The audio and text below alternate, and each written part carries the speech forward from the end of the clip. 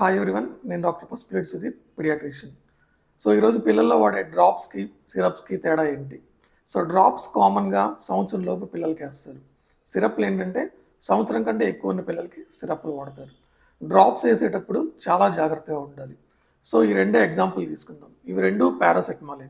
ఒకటి ఇది syrup and ఇది డ్రాప్స్ అనమాట. సో డ్రాప్స్లో ఏంటంటే ఎక్కువ కాన్సన్ట్రేషన్లో మెడిసిన్ ఉంటుంది. అంటే 1 mlలో 100 ఉంటుంది. ఇక్కడైతే 5 mlలో 250 ఉంటుంది అనమాట. సో మీరు డ్రాప్స్ ఎప్పుడైతే ఎక్కువ కాన్సన్ట్రేషన్ వేస్తారో మీ పిల్లలకి పాయిజన్ అయ్యే అవకాశం ఉంది. బికాస్ పారాసిటమాల్ ఎక్కువగా డోస్ వేస్తే దాని ఎఫెక్ట్ లివర్ మీద ఉంటుంది, లివర్ చెడిపోయే ప్రమాదం ఉందన్నమాట.